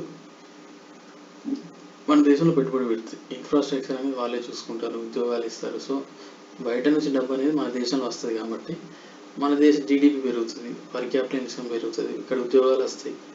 ఎందుకంటే మన సంస్థ, మన దేశంలో ఉన్న సంస్థ విత్ ఇన్ ద బౌండరీ డొమెస్టిక్గా మనకు పెడితే మన కరెన్సీ మనలోనే సర్క్యులేట్ అవుతుంది, జీడిపి పెరిగి ఓవరాల్ ఇతర దేశాలతో పోల్చి చూస్తున్నాం. సో FDI అనేది మంచి స్కీమ్ అది. సో FDIలోని బీజేపీ ప్రభుత్వం వచ్చిన తర్వాత దానిలో నిబంధనలు చాలా వరకు సడలించారు. చాలా వరకు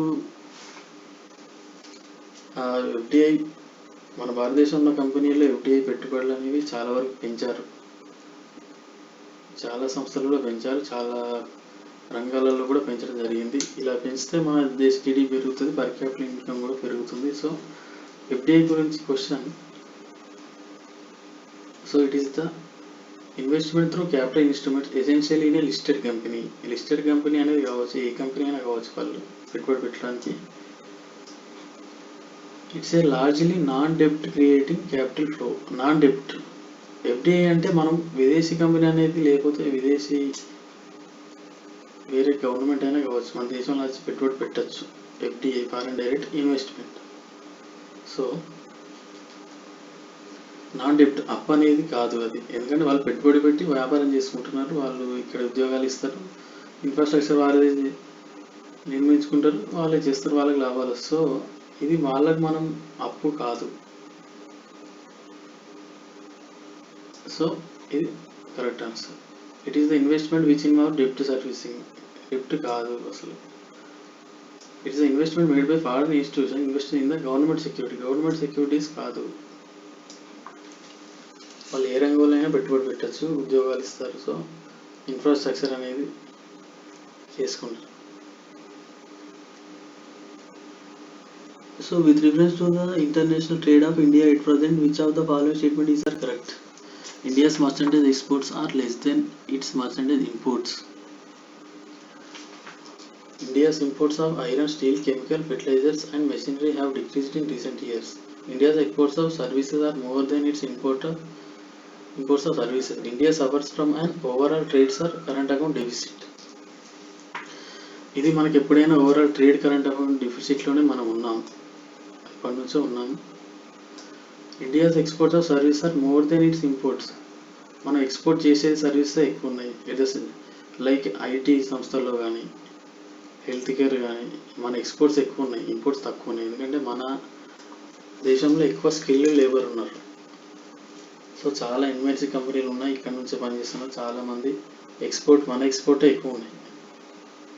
దీనివల్ల మన జీడిపి కూడా చాలా ఆదాయం మనకు యాడ్ అవుతుంది. Imports of iron, steel, chemical, fertilizer and machinery have decrease.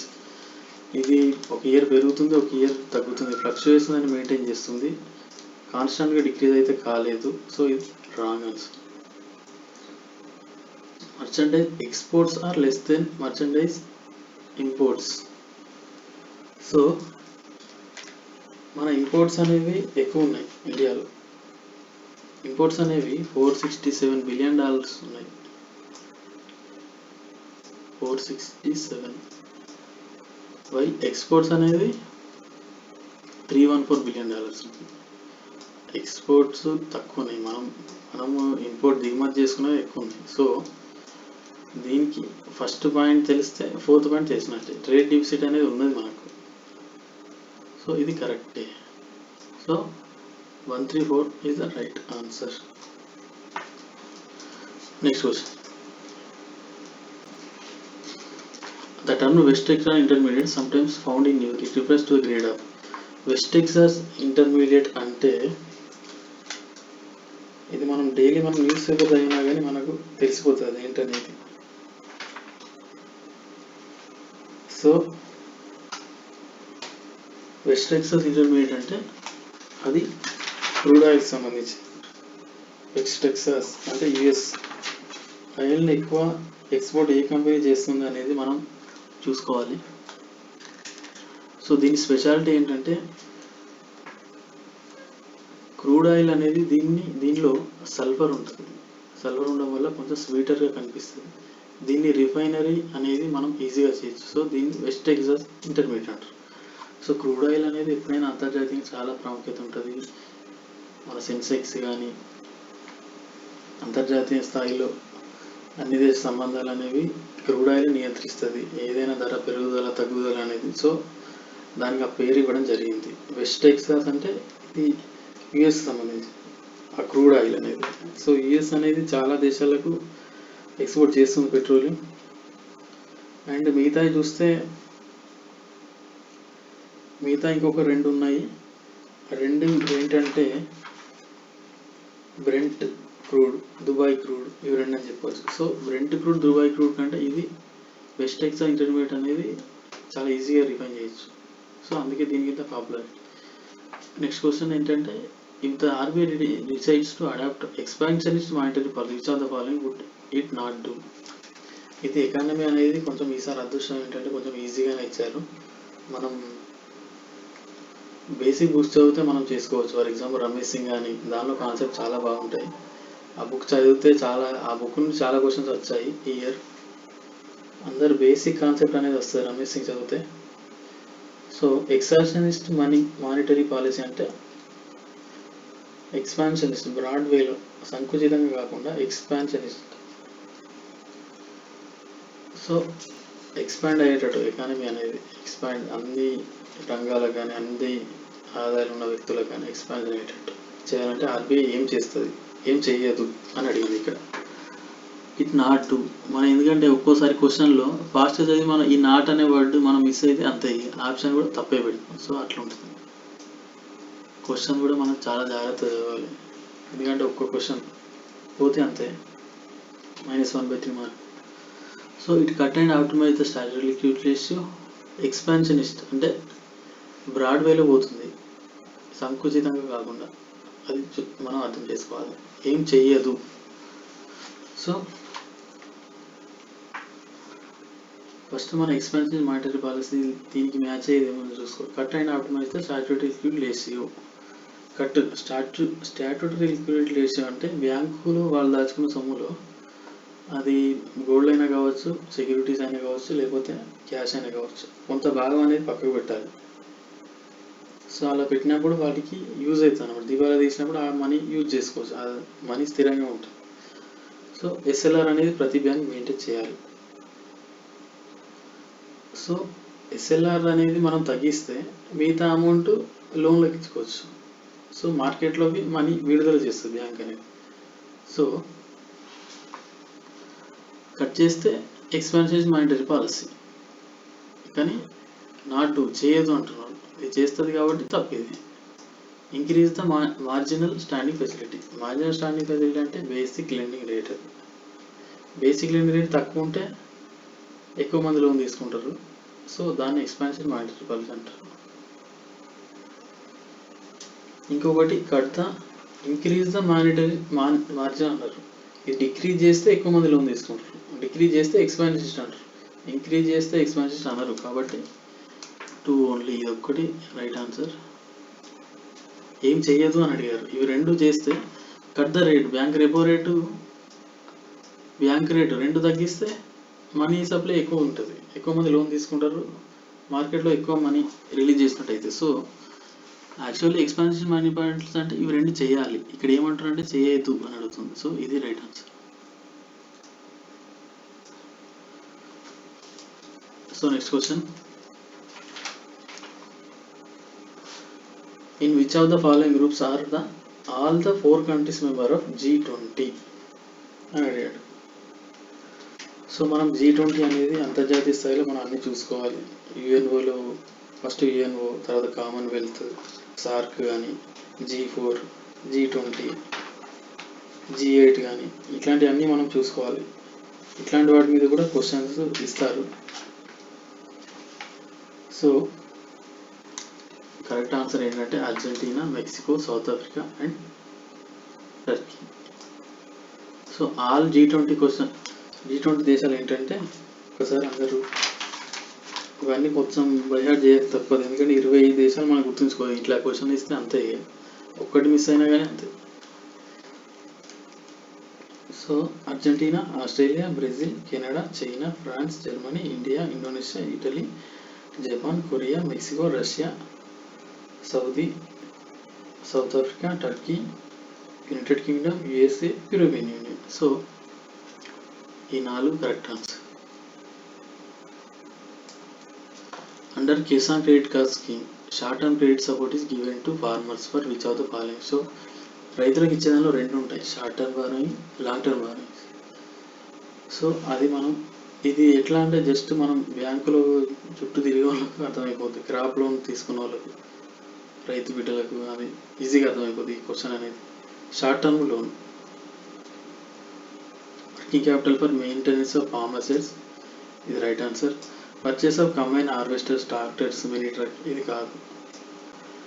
ఇది క్రాప్ లోన్ అనేది కేవలం క్రాప్ కోసమే, ఇది వాహనాల కోసం లోన్ వేరే ఉంటుంది, అది మీడియం టర్మ్ లోన్ కావచ్చు లేదా లాంగ్ టర్మ్ లోన్ అయినా కావచ్చు. Consumption requirement of farm households, post harvest expense, ఇది correct answer. Requirement of farm household. ఇంకోటి construction of family house and setting of village cold store. Family హౌస్కు దానికి ఏం సంబంధం ఉండదు. Actually short term credit support అనేది చాలా తక్కువ ఉంటుంది, అది సరిపోదు అసలు ఫ్యామిలీ హౌస్కు కానీ దానికి ఇవ్వరు కూడా. సో మనం దీనిలో 5th ఎలిమినేట్ చేద్దాం, 2nd ఎలిమినేట్ చేద్దాం. సో ఇది requirement of farm house hold, farm house hold. So 1, 3, 4 is the right answer.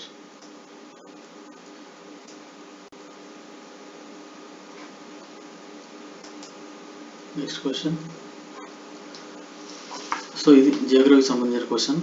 So almost అన్ని సబ్జెక్టులు నేను ఎక్స్ప్లెయిన్ చేశాను, ఎలా క్వశ్చన్ ఇస్తున్నారు, ఎలాంటి ఒక్కొక్క టైప్ క్వశ్చన్స్ ఎలా ఇస్తున్నారు అనేది నేను ఎక్స్ప్లెయిన్ చేశాను. సో ఇది geography. Mekong sea, Andaman sea, Thames, Irish sea, Volga, Caspian, Zambezi, Indian ocean. So ఇది మనకు జియోగ్రఫీ లేదా ఎప్పుడైనా మ్యాపింగ్ మీద క్వశ్చన్స్ అడుగుతారు. ఈసారి కనీసం 2, 3 అయినా వచ్చి ఉంటాయి మ్యాపింగ్ మీద. మ్యాపింగ్లో మనకు చాలా పట్టు ఉండాలి. మనకు సీ కానీ కాంటినెంట్స్ కానీ, ఆ సీ అనేది ఏ సముద్రంలో కలుస్తుంది, ఎటు సైడ్ ఉంది, ఏ నగరానికి దగ్గర ఉంది, ఏ దేశం గుండా ప్రవహిస్తుంది, ఇవన్నీ మనం చదువుకోవాలి, ఖచ్చితంగా గ్రిప్ ఉండాలి వీటి మీద. సో మెకాంగ్ సీ అనేది అది దక్షిణ చైనా సముద్రంలో కలుస్తుంది, అండమాన్ సీ కాదు ఇది. మెకాంగ్ సీ అనేది ఏ దేశాల్లో ప్రవహిస్తుంది అంటే మయన్మార్, థాయిలాండ్, కంబోడియా, వియత్నాం, ఇవన్నీ మనకు తెలుసు దక్షిణ చైనా సముద్రం. సో దక్షిణ చైనా సముద్రం దగ్గర ఆల్రెడీ మనకు వివాదాస్పదం జరుగుతుంది కాబట్టి ఈ క్వశ్చన్ మనం ఫ్రేమ్ చేశాడు. సో అక్కడ అండమాన్ అటు సైడ్ ఉంటాయని చెప్పి మనం కన్ఫ్యూజ్ అవుతాం, కానీ కాదు, దక్షిణ చైనా సముద్రం. థేమ్స్ అనేది ఐరిష్ సీ కాదు, థేమ్స్ అనేది ఇంగ్లీష్ ఛానల్లో పోతుంది. థేమ్స్ అనేది లండన్ అనేది థేమ్స్ నది తీరాన ఉన్నది. సో థేమ్స్ నది అనేది ఇంగ్లీష్ ఛానల్ వెళ్తుంది. ఇంగ్లీష్ ఛానల్ అనేది బ్రిటన్కి, ఫ్రాన్స్కి మధ్యలో ఉంటుంది. సో ఐరిష్ సీ అనేది బ్రిటన్కి వాయువ్య దిక్కు ఉంటుంది, ఇటు సైడ్ ఉంటుంది, ఐర్లాండ్ సైడ్. సో కాదు, ఎగ్జాక్ట్ ఆపోజిట్ చెప్పండి, తప్పు. వోల్గా అనేది కాస్పియన్ సీ, కరెక్టే. ఇది రష్యాలో ఉంటుంది. సో అలా ప్రయాణించి కాస్పియన్ సీలో కలుస్తుంది. జాంబైజీ నది అనేది ఇది సౌత్ ఆఫ్రికాలో ఉంటుంది. ఇది ఆఫ్రికా ఖండంలో ఉంటుంది. ఇది ఆఫ్టర్ క్రాసింగ్ మొజాంబిక్ అనే దేశంలో క్రాస్ చేసి తర్వాత ఈస్ట్ ఆఫ్రికాకి వెళ్ళి తర్వాత హిందూ మహాసముద్రంలో కలుస్తుంది జాంబైజీ నది అనేది. సో మనకి ఇక్కడ కన్ఫ్యూజ్ అవుతాం మనం, ఎందుకంటే జాంబైజీ అనేది ఆఫ్రికాలో ఉంటుంది, ఇండియన్ ఓషన్ అంటే ఇటు సైడ్ ఉంటుంది అట్లా అనుకుంటాం. కానీ ఇది తూర్పు వైపు ప్రవహించి అక్కడ ఇండియన్ ఓషన్ కలుస్తుంది. ఎందుకంటే అక్కడ ఆఫ్రికా అనేది మనం అట్లాంటిక్ సముద్రం అలా అనుకుంటాం, కానీ అక్కడ కన్ఫ్యూజ్ అయ్యే ఛాన్సెస్. సో అందుకే ఇట్లాంటి క్వశ్చన్స్ ఫ్రేమ్ చేస్తారు, ఎప్పటికీ కన్ఫ్యూజ్ కావద్దు. So 3 and 4 are the correct answers. Next question, with reference to the Indian elephants, consider the following statement. The leader of elephant group is female. The maximum gestation period can be 22 months. An elephant can normally go on calving till the age of 40 years only. So ఇది elephant గురించి క్వశ్చన్. ఇంకొకటి, among the states in India the highest elephant population in Kerala. So leader of elephant is group is female, ఇది correct answer. Maximum gestation period ఎలిఫెంట్కి ఉంటుంది, అది 22 months, ఇది correct. ఎలిఫెంట్కి normal go calving till age, ఇది 60 to 65 years దాకా చేయొచ్చు. ఒక నార్మల్ ఏనుగుకు 50 తర్వాత తగ్గిపోతుంది, కానీ అది చేయగలదు. 60 వరకు సంతానోత్పత్తి అనేది చేయగలుగుతుంది. So it's the wrong answer. So ఇక్కడ మనం 4th ఆప్షన్ కూడా చూడాల్సిన ఉంది, ఎందుకంటే 3rd ఆప్షన్ ఈ రెండిట్లో ఉంది కాబట్టి ఈ రెండింటి ఎలిమినేట్ చేయొచ్చు. అండ్ ఈ 2 options, among the states in India highest elephant population is in Kerala. కేరళలో కాదు, కేరళ అనేది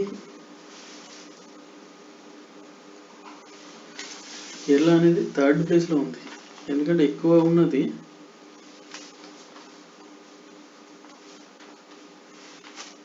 ఒకసారి మనం చూసుకోవాలి ఎక్కువ ఏ స్టేట్లో ఉందనేది. ఇట్లా కూడా క్వశ్చన్స్ అడుగుతారు, పులులు కానీ ఏనుగులు కానీ ఎక్కువ ఏ స్టేట్స్లో ఉన్నాయి అనేది పక్కా వాళ్ళు అడుగుతారు. ఇట్లాంటి క్వశ్చన్ మనం చూసుకోవాలి.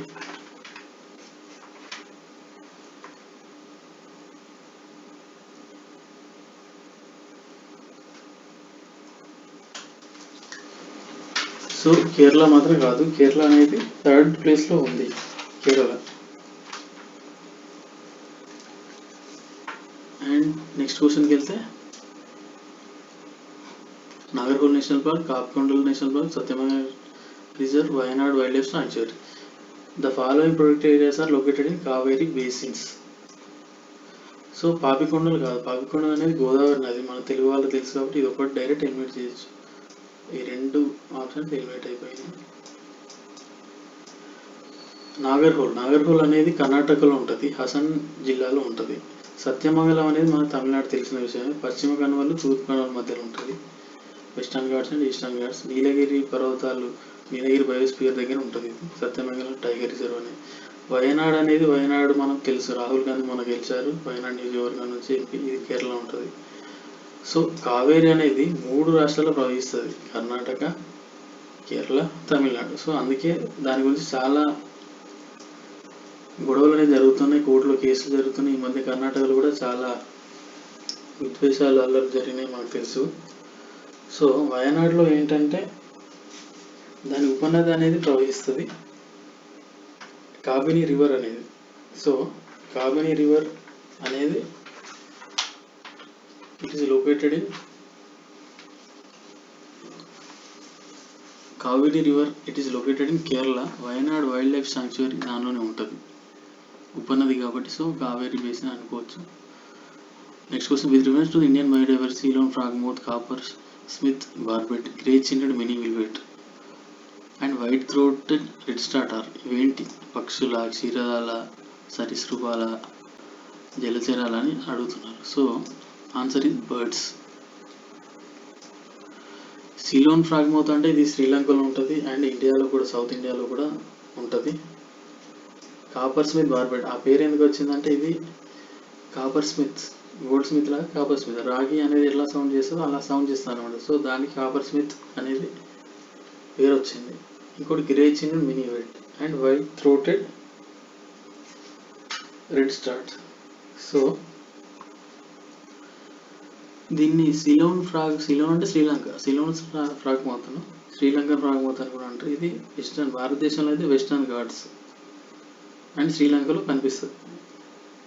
కాపర్ స్మిత్ బార్బెట్ అనేది ఇండియా అండ్ సౌత్ ఈస్ట్ ఏషియాలో కనిపిస్తుంది.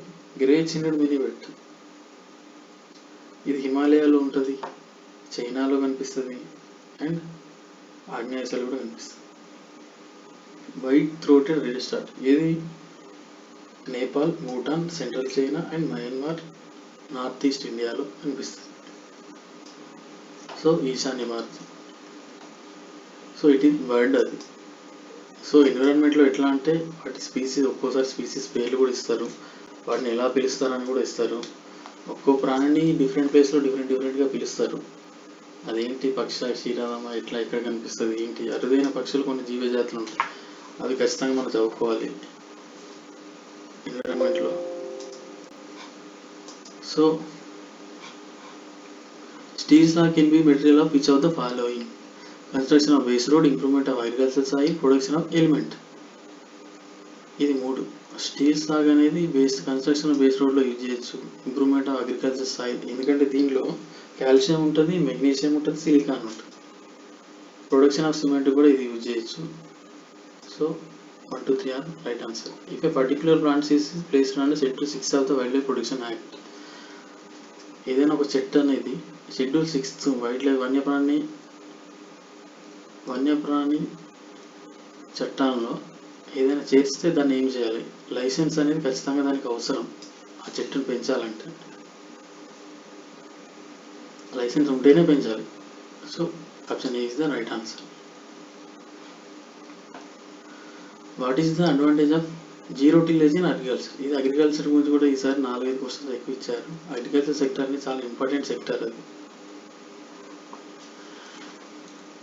So sowing of wheat is possible without burning the residue of previous crop. Yes, previous crop అనేది బర్న్ చేయాల్సిన అవసరం లేదు. 30% ప్రీవియస్ క్రాప్ ఉన్నప్పుడు మనం చేసుకోవచ్చు. జీరో టిల్లేజ్ వల్ల చాలా మనకు లాభం ఉంటుంది. Without need of nursery of rice saplings, direct planting of paddy seeds in the soil is possible. Yes, carbon sequestration in the soil is also possible. Yes. So 1, 2, 3 is the right answer. So ఈ question ఏంటంటే just minimum knowledge ఉన్న వాళ్ళు చేయొచ్చు. ఇది just ఎవరైనా రైతు బిడ్డలు ఉన్నా కానీ, లేకపోతే కనీసం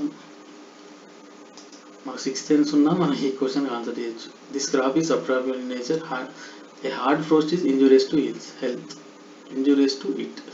It requires at least 210 frost-free days and 50 to 100 centimeters of rainfall for its growth. A light, well-drained soil capable of retaining moisture is ideally suitable for the cultivation of crop. So ఇది cotton is the right answer. ఎందుకంటే frost అంటే cotton damage అవుతుంది. Require at least 210 frost-free days. Frost అనేది ఉండొద్దు. Sugar cane frost ఉంటేనే అవుతుంది. Tea అనేది కూడా తక్కువ ఉష్ణోగ్రతలు ఉంటే పెరుగుతుంది. జూట్ అనేది అతి శుష్క ఉండాలి. కాటన్ అంటే కొంచెం అర్ధ శుష్క పరిస్థితులు కూడా అది పెరుగుతుంది, కొంచెం ఎంతో కొంత ఉండాలి. సో వర్షం ఎంతో కొంత ఉండాలి, మాయిశ్చర్ ఎక్కువ ఉండదు, ఎందుకంటే కాటన్ అనేది డ్యామేజ్ అవుతుంది. సో మామూలుగా 6th సెన్స్ ఉపయోగించి కూడా ఈ క్వశ్చన్ ఆన్సర్ చేయొచ్చు. A light well drain soil capable of retaining moisture is ideally. Light well drain, కొంచెం ఎంతో కొంత డ్రైన్గా ఉన్న సాయిల్ అనేది యూజ్ అవుతుంది. So cotton. ఇలా డిడిసి క్వశ్చన్స్ కూడా అప్పుడప్పుడు ఇస్తారు అదృష్టవశాత్తు. In the context of India which of the following is considered to be practice of eco friendly agriculture? Crop diversification eco friendly ఎట్లయినా పంటల మార్పిడి చేయాలి. లెగ్యూమ్ ఇంటెన్సిఫికేషన్, ఇది నత్రజని స్థాపన అవుతుంది కాబట్టి ఇది కూడా best practice eco friendly. Tensiometer use, ఇది టెన్సియోమీటర్ యూజ్ ఏంటిదంటే ఇది ఏం చేస్తుంది అంటే వాటర్ అనేది ఎంత ఉంటుంది అనేది కొలుస్తుంది అనమాట. ఒక సాయిల్ అనేది వాటర్ ఎంత అది పట్టి వస్తుంది, వాటర్ ఎంత నిలుపు ఉన్నది అనేది ఇది చూపిస్తుంది. సో ఇది యూజ్ చేసుకుంటే మనం వాటర్ లెవెల్ ఉందా, తగ్గిపోతుంది, ఆ సాయిల్ అనేది ఎంత వాటర్ అని తెలుసుకోవచ్చు. వర్టికల్ ఫార్మింగ్ అనేది కూడా దీనిలో వేస్టేజ్ తక్కువ ఉంటుంది, వాటర్ అనేది వేస్ట్ కాకుండా ఉంటుంది వర్టికల్ ఫార్మింగ్లో. సో వర్టికల్ ఫార్మింగ్ ఎప్పటి నుంచో ఉంది. సో ఇది కూడా eco friendly. So 1, 2, 3, 4 are the right answers. With reference to the history of India consider following trades. ఇది హిస్టరీని కొంచెం జాగ్రఫీ కలిపి ఆ ఆస్పెక్ట్లో ఇచ్చిన క్వశ్చన్. బిల్సా మధ్యప్రదేశ్, ద్వారసముద్రం మహారాష్ట్ర, గిరినగర్ గుజరాత్, స్థానేశ్వరం ఉత్తరప్రదేశ్. సో బిల్సా అనేది మధ్యప్రదేశ్లో ఉంది. This is the right answer. ఇది Sultan Jalaluddin Khilji raided the Paramara city of Bilsa in 2093. Khilji వంశస్థులు ఉన్నప్పటి నుంచి ఉంది ఈ నగరం. ద్వారసముద్రం అంటే ఇది హొయసల రాజధాని. ద్వారసముద్రం, హొయసలు అనే వాళ్ళు ఎక్కడున్నారు? వాళ్ళు కర్ణాటకలో ఉన్నారు, హొయసలు అనేవారు. సో ఇది రాంగ్ ఆన్సర్. గిర్నార్ అంటారు దాన్ని తెలుగులో, గిర్నార్ శాసనం అని అంటారు. సో ఇది జునాగఢ్ డిస్టిక్లో ఉన్నది, గుజరాత్లో. సో ఇది correct answer 1 and 3. So 4th option అవసరం లేదు, ఎందుకంటే అప్పుడప్పుడు మనకు టైం తక్కువ ఉన్నప్పుడు ఈ 1, 3 ఇది కరెక్ట్ అని తెలిస్తే 1, 3 అని తెలుసుకోవచ్చు. ఎందుకంటే అన్నింటిలో 2 ఆప్షన్లే ఉన్నాయి. సో అట్లా అప్పుడప్పుడు మనకు టైం సేవ్ అవుతుంది. స్థానేశ్వరం అనేది ఎక్కడ ఉంది? ఇది హర్యానాలో ఉంది. దీన్ని తానేశ్వర్ అని అంటారు. ఇది సరస్వతి నదీ తీరంలో ఉంది. సో యూపీలో అని రాశాడు కాబట్టి తప్పు. ఇది హర్యానాలో ఉంది Sthaneshwar. Next question is Siachen glacier. ఇది మనం న్యూస్ పేపర్ చదివితే మనకు తెలుసుకోవచ్చు. ఇది ఎక్కడంటే నార్త్ ఆఫ్ నుబ్రా వ్యాలీ. అక్కడ నుబ్రా నది అని ఒకటి ఉంటుంది. సో నార్త్, దాని ఉత్తర దిశలో ఉంటుంది. ఎక్కడంటే మనం సియాచిన్ అనుకుంటే కన్ఫ్యూజ్ అవుతాం, లేహ్ అనుకుంటాం, తప్పది. సియాచిన్ అంటే ప్రపంచంలోనే అతిపెద్ద యుద్ధ క్షేత్రం. భారత్కి చైనాకి మధ్యలో ఉంది. అది చాలా సెన్సిటివ్ ప్లేస్. దాన్ని మనం కాపాడుకోవడానికి మన సైన్యం అనేది చాలా అహోరాత్రి శ్రమిస్తుంది. సో ఇది ఎక్కడ ఉంది? జస్ట్ మనకు అప్పుడప్పుడు భారత్ చైనాకి మధ్య ఏదైనా యుద్ధ వార్తలు ఉన్నప్పుడు మనకు మ్యాప్ అనేది ఇస్తారు ఏదైనా న్యూస్ పేపర్లో. సో అది చూసి మనం జస్ట్ పేపర్ నాలెడ్జ్ తోటి ఇది మనం ఆన్సర్ క్లిక్ చేయొచ్చు. Among the following tiger reserve which one has the largest area under critical tiger habitat? So Corbett, Ranthambore, Nagarjuna Sagar, Srisailam, Sundarban. దీనిలో నాగార్జున సాగర్ అనేది ఎక్కువ ఉంది, దాని లార్జెస్ట్ ఏరియా. ఎందుకంటే Jim Corbett 800 meters, Ranthambore 1100 around, Nagarjuna Sagar 2500 square kilometers, Sundarban 1600. So Nagarjuna Sagar is the right answer. And అందరికీ నేను ఇప్పటిదాకా మీరు అందరు చూసారు అన్ని క్వశ్చన్స్, ఎలా ఇస్తాను క్వశ్చన్స్ అనేది డిఫరెంట్ సబ్జెక్ట్ కానీ. సో మీరు ఎలా అంటే ఇట్లా ప్రిపేర్ కావచ్చు. నేను చెప్పిన టిప్స్ మీకు అందరికీ యూజ్ అయితే, ఫస్ట్ స్టార్టింగ్ ఉన్న వాళ్ళు ఏంటంటే ఎన్సీఆర్టీ చదువుకోండి, లేకపోతే మన తెలుగు బుక్స్ చదివినా మనకు నాలెడ్జ్ బాగానే వస్తుంది, దానిలోనే బాగా ఇస్తున్నారు. తెలుగు బుక్స్ చదివితే ఒకవేళ ఇంటర్మీడియట్ డిగ్రీ స్థాయిలో చదవండి, ఎందుకంటే 10th లోపలనే కొంచెం కష్టం. ఎన్సీఆర్టీ అంత పోటీ ఇవ్వలేవు, కానీ ఎంతో కొంత నాలెడ్జ్ అయితే వస్తుంది. ఎన్సీఆర్టీ కొంచెం ఇంగ్లీష్ అనిపిస్తే మన తెలుగు పుస్తకాలు చదువుకోండి ఇంటర్మీడియట్ డిగ్రీ స్థాయిలో. ఎన్సీఆర్టీ ఈజ్ ఎన్సీఆర్టీ అంతే. ఒక్కోసారి డైరెక్ట్ క్వశ్చన్స్ కూడా ఇస్తారు ఎన్సీఆర్టీ నుంచి, ఎందుకంటే సివిల్స్ ఫ్రేమ్ చేసే వాళ్ళు ఎన్సీఆర్టీ చూస్తారు. డైలీ న్యూస్ పేపర్ ఖచ్చితంగా చదవాలి, ఎందుకంటే మీరు కొన్ని క్వశ్చన్స్ చూసారు న్యూస్ పేపర్ని డైరెక్ట్ వచ్చింది. సో అట్లా కూడా ఇస్తారు. ఇంటర్నెట్ మెటీరియల్ కలెక్షన్ చేయండి, ఇంటర్నెట్ యూజ్ చేయండి. చాలా వెబ్సైట్లో విజన్ కానీ, ఇన్సైట్స్ ఐఏఎస్ కానీ, స్టడీ ఐక్యూ, దీంట్లో వాళ్ళు చాలా మంచి మంచి మెటీరియల్స్ పెడుతున్నారు. మనకి ఈజీగా వస్తుంది, మెటీరియల్ గ్యాదర్ చేసుకోవచ్చు, మంచిగా చదువుకోవచ్చు. టెస్ట్ పేపర్స్ కూడా మనం మంచిగా చదువుకోవాలి, ఎందుకంటే చదివితే సరిపోదు, క్వశ్చన్ ఎలా ఇస్తున్నాడు అనేది టైం మేనేజ్మెంట్ కూడా మనకు వస్తుంది. బేసిక్స్ ఒకవేళ మీరు వీడియో చూడాలనుకుంటే మృణాల్ కానీ బైజూస్ కానీ చూడండి, బేసిక్స్. అది కూడా ఎన్సీఆర్టీ పుస్తకాలు చదివేటప్పుడు అర్థం కానోళ్ళు ఇది చూడండి, మీకు యూజ్ అవుతుంది. సో నా టిప్స్ అనేది మీ అందరికీ, నా ఎక్స్ప్లెనేషన్ కానీ మీ అందరికీ అర్థమవుతుంది అనుకుంటున్నాను, అందరికీ యూజ్ అవుతుంది అనుకుంటున్నాను. అందరికీ all the best. Telangana AP నుంచి అందరికీ ప్రిపేర్ అయ్యే వాళ్ళందరికీ నా శుభాకాంక్షలు. My all the best. ఇది నా ఛానల్ పేరు ఏంటంటే ఆరోహణ ఆన్లైన్ అకాడమీ. ప్లీజ్ అందరూ నా యూట్యూబ్లో సబ్స్క్రైబ్ చేయగలరు. నేను ఇక ముందు నుంచి అన్ని ఎగ్జామ్స్ సంబంధించి నేను పెడతాను, సివిల్స్ పెడతాను, గ్రూప్స్ పెడతాను, అన్నీ పెడతాను. అందరూ నాకు చూస్తే మీకు నాలెడ్జ్ వస్తుంది. సేమ్ నేను సింప్లిఫై చేసి నేను చెప్తాను, అందరికీ అర్థమయ్యేటట్టు స్లైడ్స్ రూపంలో ఉంటుంది నా టీచింగ్ అనేది.